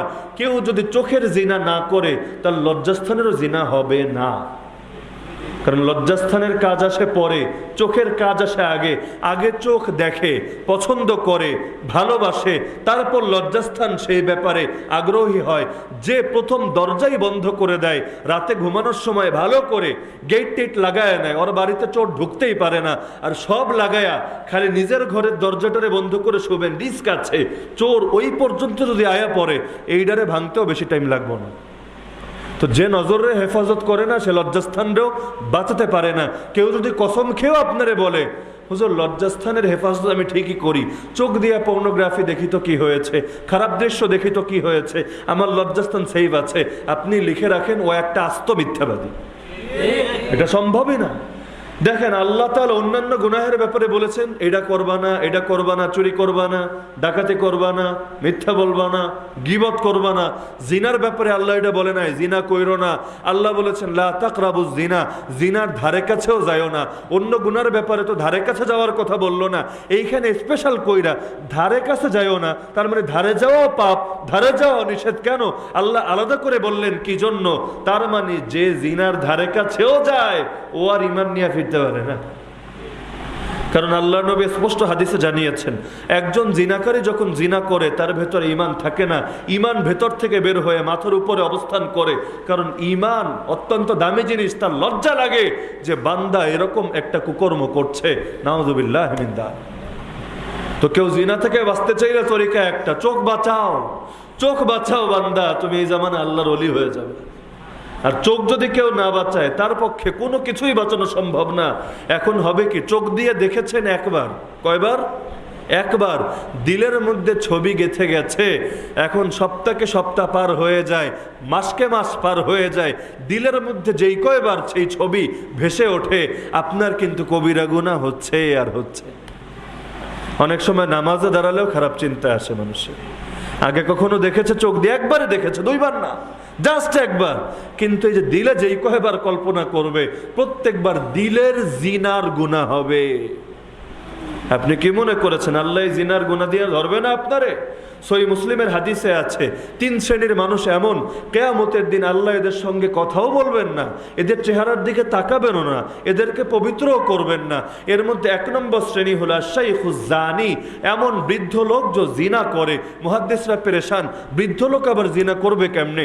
বৃদ্ধ তো তারই বলে যার শারীরিক শক্তি দুর্বল হয়ে এসেছে, সে আবার জিনা করে কেমনে? আর যে জিনা করে তারে আবার বুড়া বলে কেমনে? তারে শরীরে বুড়া হলেও বাহ্যিকভাবে বুড়া দেখা গেল, আসলে তো সে বুড়া না। প্রকৃত বুড়াকে, যার শরীর একেবারে নিস্তেজ হয়ে এসেছে, দুর্বল হয়ে এসেছে, তারাই তো বুড়া বলে। এখন নবী বললেন সবচাইতে বড় পাপী যেই বুড়ায় জিনা করে। কেমনে সম্ভব? আল্লাহ তার দিকে তাকাবেনও না। তারা ব্যাখ্যা লিখেছেন, আরে জিনা মানে তো তোমরা যেটা বুঝো এতেই সীমাবদ্ধ না। সে হয়তো লজ্জাস্থানে জিনা করতে পারে না, ঠিক আছে, চোখ দিয়ে তো করে, দিল দিয়ে তো করে। শরীর বুড়া হয়, দিল কিন্তু বুড়া হয় না, জানেন এটা? শরীর বুড়া হয়, দিল বুড়া হয়? দিল বুড়া হয় না, দিল আরো জোয়ান হয়। আমার নবী বলেছেন মানুষ বৃদ্ধ হয় তার মধ্যে 2টা জিনিস আরো জোয়ান হয়। কে বলেছেন? নবী সাল্লাল্লাহু আলাইহি ওয়াসাল্লাম। 1 নম্বর হইল লোভ। 1 নম্বর লোভ, সেটা মালের লোভ হোক, নারীর লোভ হোক, যে কোনো লোভ। আর 2 নম্বর হলো তুলুল আমাল, লম্বা জীবনের আশা, দীর্ঘ জীবনের আশা। আপনি খেয়াল করলে দেখবেন অনেক লোক এমন আছে যুবক অবস্থায় শাহাদাতের তামান্না নিয়ে ঘুরে বেড়ায়, বয়স দিনকে দিন বাড়ে, তার তামান্নাও নেতিয়ে পড়ে, এখন মরণের নাম শুনলেও ভয় আসে, সে শুধু বাঁচতে চায় আর বাঁচতে চায়, আল্লাহর কাছে জলদি জলদি যেতে চায় না। সে একটাবার চিন্তা করে না আমার জন্য জান্নাত রেডি হয়ে আছে। আর প্রকৃত মুমিনের মরতে দেরি হয়, আল্লাহর প্রতিদান দিতে দেরি হয় না, কিন্তু আর আল্লাহর কাছে যাইতে মন চায় না, ফিতনার দুনিয়ায় পয়রা থাকতে ভাল লাগে। অথচ আমারে বলেন তো দুনিয়াটা সুখের না আখিরাত সুখের? দুনিয়ায় কোনো সুখ আছে মুমিনের জন্য? কিসের সুখ? আপনি আজকে হকের উপর চলেন, হালাল হারাম মাইনা চলেন, আপনি দেখবেন দুনিয়ায় কোনো সুখ নেই। আল্লাহ নবী তার এমনি বলে নাই দুনিয়া মুমিনের জন্য জেলখানা। জেলখানায় খালি মামুনুল হক সাহেবরা থাকে না, আর জেলখানায় প্রতিটা মুমিন থাকে। যেই মুমিনরা পরিপূর্ণ ইসলাম মাইনা চলতে চায়, দুনিয়াটা হেগোলেগা জেলখানাই হয়ে যায়। কাফেরের লাইগানা সুখ আর সুখ, ওর হালাল হারামের ভাগ নাই। যেমনে পারো কামাও, যেমনে পারো খাও, যেমনে পারো ভোগ করো, লাইফটার এনজয় করো। কিন্তু মুমিনের তো খালি বাধা আর বাধা আর বাধা। কেউ যদি জাহান্নামে যেতে চায় কিচ্ছু করা লাগবে না, খালি মন চাহি জীবন যাপন করবে, ডাইরেক্ট জাহান্নামে গিয়ে পড়বে। মনে করেন জাহান্নামে যাইতে গেলে কষ্ট করা লাগবে? কিচ্ছু না, মনে যা বলে তা করবেন, লাগামটা খালি নফসের হাতে তুইলা দিবেন, নফস এক দৌড়ে আপনারা নিয়ে জাহান্নামে ফেলবে। জান্নাতে যাইতে কত কষ্ট একটাবার চিন্তা করেন। শীতকালে ফজর নামাজ পড়তে কষ্ট লাগে না? আরে লাগে কি না? হালাল হারাম মাইনা চলতে কষ্ট লাগে না? নজরের হেফাজত করতে কষ্ট লাগে না? আপনি এই দুনিয়ায় থাকবেন, এই বেহায়া দুনিয়ায়, অশ্লীল দুনিয়ায়, অ্যান্ড্রয়েড ফোন চালাবেন, আপনি বন্ধু বান্ধবের মধ্যে ঘুরবেন, বাজার ঘাটে যাবেন, শপিং টপিং করবেন, কলেজ ভার্সিটিতে পড়বেন, আর নজর হেফাজত করা পানি ভাত হইব আপনার লাইগা? সম্ভবই না। এক একটা বার নজর হেফাজত করারে মনে হবে এক একটা যুদ্ধ। চাইবেন না তাও চলে যেতে চাইবে। কিন্তু তারপরও যেই বান্দা হেফাজত করতে পারে, আল্লাহর নবী বলেন আবদালতুহু ঈমানান ইয়াজিদু হালাওয়াতাহু ফি কলবি, আল্লাহ নিজে বলে দিয়েছেন আমি তার দিলের হালতটাই সঙ্গে সঙ্গে পরিবর্তন করে দিব, তার দিলের মধ্যে আমি ঈমান ঢেলে দিব, এই ঈমানের মজা সে নিজে অনুভব করতে পারবে। যারা গুনাহগার তারা কোনো ইবাদতের মজা পায় না, নামাজে মজা পায় না, রোজায় মজা পায় না, জিকিরে মজা পায় না, তাহাজ্জুদে মজা পায় না, কোরআন তেলাওয়াতে মজা পায় না, ওয়াজ মাহফিলে মজা পায় না, তার মজা খালি ওই খারাপ কাজের মধ্যেই। আর প্রকৃত মুমিন মজা পায় দিনী কাজের মধ্যে। বহু আল্লাহর বান্দা এমন আছে এক ওয়াক্ত নামাজ কাজা হলে আর ঘুম হারাম হয়ে যাবে, আছে না এরকম? তার ভেতরে এত ছটফট করতে থাকে। আরে নবীর কথা চিন্তা করেন, আল্লাহ নবীরে তয়েফে কি যেই সেই মাইর দেওয়া হয়েছে? কি পরিমাণ মারা হয়েছে নবীরে, যে নবীর রক্তে তার জুতা পর্যন্ত পায়ের সঙ্গে লেগে গেছে। নবী কিন্তু একটা অভিশাপ দেয় নাই, ফেরেশতা এসে হাজির হয়েছে। নবী খালি অনুমতি দেন, 2 পাহাড়ের চাপায় ফেলে সবগুলোরে ভর্তা বানায় দেই। নবী অনুমতি দিয়েছেন। নবী বলেছেন আল্লাহ এদেরকে মাফ করে দেন। হতে তো পারে ওদের পরবর্তী প্রজন্ম হেদায়েত গ্রহণ করে নিবে, ওরা বুঝে না, ওরা জানে না, কিন্তু হতে তো পারে সামনের প্রজন্ম বুঝবে, আল্লাহ মাফ করেন। কিন্তু আরেক যুদ্ধে আমার নবীকে এত ভয়াবহ পরিস্থিতিতে ফেলা হলো, নবীর 4 ওয়াক্ত নামাজ কাজা হয়ে গেল। এত তীব্র যুদ্ধ, মানে 2 মিনিট ফ্রি হয়ে নামাজ আদায় করবেন সেই সুযোগ ছিল না। আচ্ছা আমারে বলেন তো, যুদ্ধের কারণে যদি নামাজ কাজা হয়, জিহাদ এত কঠিন যে নামাজ পড়ার সুযোগই পাচ্ছেন না, এ কারণে কাজা হয়েছে, গুনাহ হবে? আরে গুনাহ হবে। কারণ আল্লাহ বলেছেন আল্লাহ সাধ্যের বাইরে বোঝা চাপায়া দেন না। যেমন মহিলাদের মাসিক হয়, মাসিকের সময় যে নামাজগুলো ছুটে যায়, ইসলাম বলেছে নামাজ কাজাও করা লাগবে না, মাফ। কেন? কারণ প্রতি মাসে হবে তোমার 3 দিন, 5 দিন, 7 দিন, 10 দিন, 8 দিন, বিভিন্ন টাইম হতে পারে, সর্বনিম্ন 3 দিন, সর্বোচ্চ 10 দিন। তো এখন প্রতি মাসে যদি ডেইলি আবার 5 ওয়াক্ত করে এভাবে যদি তোমার কাজা করতে হয়, নারীর কষ্ট হবে। তো ইসলাম এই ক্ষেত্রেও কষ্টরে মাফ করে দিয়েছে, ঠিক আছে তোমার কষ্টের দরকার নেই, মাফ লাগবে না। এক লোক ইশারায়ও নামাজ পড়তে পারে না, এতটা মাজুর হয়ে পড়ে গেছে, হসপিটালে পড়ে আছে। ইসলাম কি তারে নামাজের জন্য পাকড়াও করবে? সর্বনিম্ন হলো ইশারা, দাঁড়ায় পড়লে দাঁড়ায়, বৈশা পড়লে বৈশা, সর্বনিম্ন ইশারা। যে এতই মাজুর, ইশারাও পড়তে পারে না, সে যতক্ষণ স্বাভাবিক না হবে ইসলাম তারে চাপ দিবে। ছোট বাচ্চা যতদিন সে বালেগ হয় নাই, তার নামাজের জন্য ইসলাম তারে পাকড়াও করবে। পাগল সারা জীবনে এক ওয়াক্ত নামাজ পড়ে নাই, আল্লাহ কিয়ামতের দিন তারে ধরবে। কারণ আমার আল্লাহ সাধ্যের বাইরে বোঝা চাপায়া দেন না। মহিলারা মাসিক চলাকালীন রোজা কাজা হলে রোজা আদায় করতে হয় কাজা, নামাজ লাগে না। কেন? কারণ রোজা পুরো বছরে মাত্র 1 মাস, 1 মাসেও তার ডেইলি তো আর মাসিক চলবে না, 3 দিন, 5 দিন, 7 দিন। ওই 1 বছর বয়সে 3 দিন 5 দিন কাজা করে, এটা কোনো ব্যাপার না, এইটা মহিলার জন্য কষ্ট হবে না। কিন্তু নামাজ কাজা করতে বললে কষ্ট হতো, ছাড় দিয়ে দিয়েছে। সেখানে নবী জিহাদ চলাকালীন এতটা অপারগ ছিলেন, পারেন নাই করতে। এখানে নবীর কোনো দোষ আছে? আল্লাহ তাকে কোনো গুনাহ দিবেন? তারপরও নবী এত কষ্ট পেলেন, এত দুঃখ পেলেন, নবী সঙ্গে সঙ্গে বদদোয়া করলেন। চিন্তা করেন, তয়েফে এত মাইর খেয়েও যেই নবী বদদোয়া করে না, সেই নবী বদদোয়া করলেন আল্লাহুম্মা আমলা বুতুনাহুম ওয়া কুবুরহুম নারা, হে আল্লাহ ওদের পেটগুলোকে আর ওদের কবরগুলোকে তুমি আগুন দিয়ে ভরে দাও। আল্লাহর নবী যদি কাউরে বদদোয়া দেয়, সে আর হেদায়েত পাবে? নবীর দোয়া আল্লাহ জীবনে ফিরিয়ে দিবেন? তার মানে ওদের তো হেদায়েতের দরজাই বন্ধ হয়ে যাচ্ছে। কত বড় বদদোয়া! আমার বদদোয়া আর নবীর বদদোয়া তো এক হবে না। কি এক হবে নাকি? যে আল্লাহর যত কাছের, তার দোয়ায় তত বেশি পাওয়া। নবীর চাইতে আল্লাহর কাছে আর কে আছে? তো সেই নবী বদদোয়া করলেন কেন? তার নামাজটা শুধু টাইমে আদায় করতে দেয় নাই, বেটাইমে। গুনাহ হয়েছে এমনও না, তাও নবী এত আঘাত পেয়েছেন, বদদোয়া করেছেন। অথচ আমি আপনি বহু লোক এমনি নামাজ কাজা করে দিই। বহু ব্যবসায়ী এমন আছে, ঈদের মৌসুমে ব্যবসায় চাপ বাইরে গেলে বাসায় এসে রাত 12টার সময় 3 ওয়াক্ত এক লগে পড়ে, আছে না? আসর পরে না, মাগরিব পরে না, আর ব্যবসা কইমা যাইব, দোকানে কাস্টমারকে সামলাইব। এখন সে 5 মিনিট 10 মিনিট ফ্রি করে না, সে লাভ করে উল্টায় ফেলবে। অথচ একটাবার চিন্তা করে না, আল্লাহরে নারাজ করে কেউ কোনোদিন লাভবান হতে পারে না। দেশের সরকার যদি আপনার উপর খেপা যায়, আপনি কি ব্যবসা কইরা চাকরি কইরা খুব আগাইতে পারবেন? এমন এমন জায়গায় আপনারা মাইর দিব, 1 বছর বইয়া যা কামাইছেন মুহূর্তের মধ্যেই শেষ। 2-4টে মামলা ঝুলাই দিব আপনার কাঁধের উপর, এখন এই মামলা নিয়ে দৌড়াইতে দৌড়াইতে আপনার জিন্দগি শেষ। হয় না এরকম? আরে হয় কি না? প্রতিটা সরকার যে তারা যখন ক্ষমতায় আসে, বিরোধী দলের উপর ক্ষোভ ঝাড়ে না, 5 বছর 10 বছর 15 বছর 20 বছর জাম করে জ্বালাইছস, যা এখন তোর এমন কিছু দিলাম, একটা সুইচ দিয়ে দেবো, এখন তুই 5 বছর এমনি খালি নাচবি, নাচনের উপরই থাকবি। তো দুনিয়ার সরকার নারাজ হলেই যদি দুনিয়াটা এত কঠিন হয়ে যায়, আল্লাহ নারাজ হলে আপনার দুনিয়া কি হবে? যারা সুদখোর ওরা তো ভাবে সুদে অনেক লাভ, আর লাভ লাভ করে উল্টা ফেলবো। কোরআনে সূরা বাকারা আল্লাহ বলেন, যদি সুদ ছাইরা দাও তো ঠিক আছে, আমি আল্লাহ আগের গুনাহ মাফ করে দিব, কিন্তু যদি তুমি সুদের উপর অবিচল থাকো, আমি আল্লাহ বলে দিলাম ফাযানু বিহারবিম মিনাল্লাহি ওয়া রাসূলি, আল্লাহ এবং তার রাসূলের পক্ষ থেকে যুদ্ধের ঘোষণা শুনে নাও। তার মানে এখন আল্লাহ যুদ্ধ করবে তোর সাথে, নবী যুদ্ধ করবে তোর সাথে। এখন তুই কত কামাবি, পারলে কামা, আমি আল্লাহর লগে যুদ্ধ কইরা তুই কেমন লাভবান হস আমি দেখে নিব। সুদের সর্বনিম্ন গুনাহ শুনেন নাই? নিজের আপন মায়ের সঙ্গে জিনা করলে যে গুনাহ, সুদের সর্বনিম্ন, সর্বোচ্চ না, সর্বনিম্ন গুনাহ হইল এর চাইতেও জঘন্য। নাউযুবিল্লাহ বলেন না? তো সুদে মানুষ ভাবে লাভ আর লাভ আর লাভ। এখন এই গণতান্ত্রিক পুঁজিবাদী দেশগুলো চলেই তো সুদ দিয়া। এই ব্যাংক চলে কি দিয়া? আরে বলো না, ব্যাংকিং খাত চলে কি দিয়া? সুদ দিয়া। তো এই পুঁজিবাদ টিকেই থাকে দুই জিনিসের উপর, এক হলো শেয়ার মার্কেট, আর এক হইল এই ব্যাংক। শেয়ার মার্কেট আর ব্যাংকে হলো পুঁজিবাদের মূল চালিকা শক্তি, আর উভয় জায়গায় কি হয়? সুদ হয় না? আরে হয় কি না? তার মানে পুঁজিবাদের মূল চালিকা শক্তি হইল এই সুদ।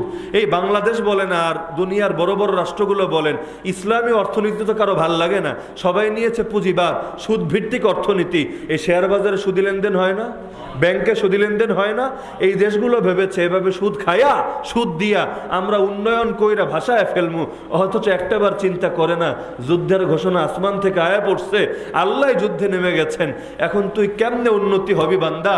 আরে তুই ফ্রিতে সার দিবি, ফ্রিতে কৃষকরে বীজ দিবি, আমি আল্লাহ বৃষ্টি বন্ধ করে দিব, কেমনে ফসল ফলা দেখ। তুই রোডঘাট কইরা দেশটা উন্নত বানায় দিবি, আমি আল্লাহ করোনা ভাইরাস পাঠায় দিব, ডেঙ্গু পাঠায় দিব, ম্যালেরিয়া পাঠায় দিব, তোর রোডঘাট তুই এখন ওষুধ বানায় খা। তো দুনিয়ায় উন্নয়ন হয় না, আসমান থেকে উন্নয়ন আসে। আল্লাহ যদি উপরে আর নিচ বন্ধ কইরা দেন, উন্নয়নে কাম হবে? বড় বড় বিজ্ঞানী দিয়া জমিনে ফসল ফেলবেন, আল্লাহ এক বন্যা দিয়া মুহূর্তের মধ্যে সব শেষ করবেন। কয়েকদিন আগে বন্যা হয়নি? হঠাৎ করে এত কিছু বাইরে গেল কে? বন্যা হয়, আগুন লাগে, ভূমিকম্প, এই সেই আযাব আর আযাব আর আযাব। তাও বান্দারা সচেতন হয় না, একটাবার চিন্তা করে না সবকিছুর চাবিকাঠি তো একজনের হাতে। তিনি কে? আল্লাহ। যিনি নেয়ামত দিতে পারেন তিনি গজবও দিতে পারেন, যিনি গজব দিতে পারেন একমাত্র তিনিই গজব ঠেকাতে পারেন। তিনি কে বাদ দিয়ে দুনিয়ার কোনো শক্তি দিয়ে গজব ঠেকানো সম্ভব না, ডায়লগ মারা সম্ভব। আমরা করোনার চাইতেও বেশি শক্তিশালী, ওইটা মুখ পর্যন্তই, কর্মক্ষেত্রে আইসা এটার কোনো ফলাফল দেখানো সম্ভব না। আযাব দেন যিনি, আযাব নিতেও পারেন তিনি, ঠেকাতেও পারেন তিনি। তো এই যে আল্লাহ তাআলা দিচ্ছেন, এগুলো তো আসল আযাব না। আসল আযাব তো শুরু হবে চোখ বন্ধ হওয়ার পর। আল্লাহ হালকা হালকা ট্রায়াল দেখাচ্ছেন আপনাকে, বান্দা তাও সচেতন হ, সময় আছে, এখনো ফিরে আয়। ছোটটা দিলাম, সামনে কিন্তু বড়টা দিব। ওয়ালানুযীকান্নাহুম মিনাল আযাবিল আদনা দুনাল আযাবিল আকবার লাআল্লাহুম ইয়ারজিউন। আরে বাপের সন্তানরে প্রথমে ধমকায়া ফিরানোর চেষ্টা করে, সবার আগেই গায়ে হাত তুলে না, ছোটটা দিয়া বোঝানোর চেষ্টা করে। ছোটটায় কাম হলে বড়টা লাগে না, আমার আল্লাহ ছোটটা দিয়া ফেরানোর চেষ্টা করেন। কাম না হলে বড়টা দেন, এমন দেওয়া দেন তখন আর কারো বাঁচার কোনো পথ থাকে না। তো এই কারণে আল্লাহ রাসূল সাল্লাল্লাহু আলাইহি ওয়াসাল্লামকে জীবনের আদর্শ বানায় নেন সব ক্ষেত্রে। আপনার ব্যক্তি জীবন থেকে শুরু করেন, আপনার নজরে নবীর নজরের মতো বানান, আপনার কান রে নবীর কানের মতো বানান, জবান রে নবীর জবানের মতো বানান, দিল রে নবীর দিলের মতো বানান। ইনশাআল্লাহ দুনিয়ার মধ্যেই বরকত আর বরকত পেয়ে যাবে। হানজালা রাদিয়াল্লাহু আনহু ঘটনা সবাই জানেন। নাফাকা হানজালা বলে রাস্তায় বের হয়ে গেল, হানজালাতে মুনাফিক হয়ে গেছে। কেন? নবীর সামনে থাকলে দিলের যে হালত থাকে, বউ বাচ্চার সামনে আসলে তো সেই হালত থাকে না। তো যার হালত দুইটা, দিল এক এক সময় এক এক রকম হয়ে যায়, হেরেই তো কয় মুনাফিক। তো নবীর সামনে একরকম, ঘরে একরকম, আমি তো মুনাফিক হয়ে গেছি। রাস্তায় বের হয়ে গেছেন পেরেশানিতে। আবু বকর রাদিয়াল্লাহু আনহুর সঙ্গে দেখা, জিজ্ঞেস করলো, এর হানজালা কি কও? হানজালা মুনাফিক হয়ে গেছে মানি? বলে দেখেন না, নবীর সামনে একরকম হালত, ঘরে আসলে আর একরকম হালত। নবীর কাছে গেলে খেলে আখেরাতের কথাই মনে আসে, আর ঘরে আসলে তখন দুনিয়ার বিভিন্ন চিত্র মনে আসে। এই যে আমার দিলে দুই হালত, আমি তো মুনাফিক। এখন আবু বকরও পেরেশান। আবু বকর বলে, হায় আমিও তো মুনাফিক। চলে গেলেন নবীর কাছে, নবী সমাধান দেন। মুনাফিক তো হয়ে গেলাম, কাফেরের চাইতেও তো মুনাফিকের জাহান্নাম আরো কঠিন, নবী কেমনে বাঁচবো পরামর্শ দেন। নবী বলেন সমস্যা কি, খুলে বললেন সমস্যা। নবী বললেন দেখো, আমার কাছে থাকতে দিলের যে হালত থাকে, প্রতি মুহূর্তে যদি এই হালত থাকতো, আসমানের ফেরেশতা জমিনে নেমে এসে তোমাদের সঙ্গে মুসাফা করত। ওয়াইজ আল কারানি নাম শুনেন নাই? বাঙালি কয় ওয়াইজ কুরুনি, আর কি শুদ্ধ নাম হলো উওয়াইস আল কারানি। সেই উওয়াইস আল কারানির ঘটনা তো সহিহ মুসলিমে আছে। নবী ওমর রাদিয়াল্লাহু আনহুর মতো সাহাবীরা বলেছেন, তারে দেখলে জামাটা দিবা আর তারে বলবা তোমার জন্য ক্ষমা চাইতে। আরে যে ওমর রে নবী জান্নাতের সুসংবাদ শুনে গেছেন, যে ওমরের ব্যাপারে নবী বলেছেন লাউ কানা বাদি নাবিয়্যুন লাকানা ওমর, আমার পর কেউ নবী হলে ওমর হতো সেই নবী। সে ওমর রে কিনা ক্ষমা চাইতে চায়, দোয়া চাইতে বলে কার কাছে? এমন এক লোকের কাছে যার সঙ্গে নবীর জীবনে সাক্ষাৎই হয় নাই। সাক্ষাৎ না হইলে চিনল কেমনে? বলেন, সাক্ষাৎ না হলে চিনলো কেমনে? এখান থেকে বোঝা যায় বহু লোক এমন আছে যারা নবীর রওজায় যায়, বাইতুল্লাহে যায়, কিন্তু ওদের দিলগুলো পড়ে থাকে এখানে। আবার বহু লোক এমন আছে জীবনে হয়তো গরিব হওয়ার কারণে যাওয়ার তৌফিক হয় নাই রওজায়, কিন্তু দিলগুলো নিয়মিত সাক্ষাৎ হয় নবীজির সঙ্গে। আপনি এখানে বসে একবার নবীর শানে দুরূদ পড়বেন, আমার আল্লাহর আলাদা ফেরেশতার বাহিনী আছে, তারা সালামটা গিয়া নবীর কাছে পৌঁছে দিবে। এখন যে সর্বদা নবীর সামনে দুরূদ পড়ে আর পড়ে আর পড়ে, আর নবীর সামনে বারবার তার নামটা আসে, হে নবী আপনার অমুক বান্দা জাউয়া ইউনিয়নের জালিয়া বাজারে বৈশা নিয়মিত আপনার সামনে দুরূদ পড়ে, সকালেও আপনার তার নাম, বিকালেও তার নাম, রাইতেও তার নাম, তো নবীর ভেতরে ভালো লাগবে না? নবীর দিলটা তার ব্যাপারে খুশি হবে না? চিন্তা এটা আসবে কিনা, সে আমাকে ভুলছে না দুনিয়ায়, কাল কিয়ামতে আল্লাহ যখন আমাকে শক্তি দিবেন হাউজে কাউসারের পানি পান করার, বান্দার জন্য সুপারিশ করার, ইনশাআল্লাহ আমিও তারে বলবো না? মহব্বত কেটে নেয়। আপনি আমার সবসময় মহব্বত করেন, আকবরে সালাম দেন, হাদিয়া দেন, সবসময় কথাবার্তা বলেন, আমি কিন্তু বেশি দিন আপনার ব্যাপারে কঠোর থাকতে পারবো না। বাংলায় বলে এক হাতে তালি বাজে না, তালি দুই হাত দিয়ে বাজাইতে হয়। এ কারণে ইসলামে বলেছে যে ঝগড়া মিটানোর ব্যাপারে যে আগ্রহী হয় আল্লাহ তাআলা তারে সবচাইতে বেশি সওয়াব দেন। নবী বললেন লাইসাল ওয়াসিলু বিল মুকাফি, হাদিসে যে বলা আছে সম্পর্ক রক্ষা করা ফরজ, যে সম্পর্ক রক্ষা করে আল্লাহ তারে রক্ষা করেন, যে সম্পর্ক নষ্ট করে আল্লাহ তারে নষ্ট করেন। সম্পর্ক রক্ষা ফরজ। নবী বলেন সম্পর্ক রক্ষাকারী তারে বলে না যে সমান সমান করে, তার মানে যে আমার লগে সম্পর্ক রাখে আমি আর লগে সম্পর্ক রাখবো, যে আমার লগে সম্পর্ক ছিন্ন করে আমিও আর লগে সম্পর্ক ছিন্ন করব। নবী বলে এই লোকরা সম্পর্ক রেখেছে বলা যায় না, সম্পর্ক রেখেছে তার ব্যাপারে বলা যায়। যে সম্পর্ক রাখতে চায় তার লগে তো রাখেই, যে রাখতে চায় না তার লগেও রাখে। অনেক সময় আছে না আত্মীয় স্বজন ভেজাল করে, তারপরও যতই ভেজাল করুক সে আকবেরা নিজের জায়গা থেকে ঠিক থাকে, আকবেরে সালাম দেয়, কথা বলতে না চাক সালাম দিলে হক আদায়। 3 দিন কথা না বললে কবিরা গুনাহ না? আরে কবিরা গুনাহ কিনা? এমনকি একটা কুফরি কাজ। এখন 3 দিন পার হয়ে যাচ্ছে, ও বলে না, আপনি করবেন কি? কথা বলতে চাইলেও সাড়া দেয় না, করবেন কি? আপনি খালি সালাম দিবেন, হক আদায় হয়ে যাবে। সালামের জবাব না দিলে ও ফাঁসবে, ওর কবিরা গুনাহ হবে। আপনি সালাম দিলে আল্লাহ আপনার গুনাহ দিবে না। তো সর্বনিম্ন হক আদায়ের পন্থা তো খোলা আছে। তো এভাবে যারা সম্পর্ক রাখে, নবীজি বলেছেন আসল সম্পর্ক রক্ষাকারী তো তারা। এখন উভয়ই যদি ঘাড়তেরামি করে সম্পর্ক কেমনে শুধরাবে? এই যে বাংলাদেশে ইসলামী দলগুলোর মধ্যে অথবা ইসলামিক ব্যক্তিত্বদের মধ্যে যত মারপিট, যত ভুল বোঝাবুঝি, যত গালাগালি, যত ফতোয়াবাজি চলে, স্টেজে বৈশাও মাইক পাইলে অনেকের লাগাম থাকে, ইচ্ছা মতো আরেকজনের পচায়, হয় না? আরে হয় কি না?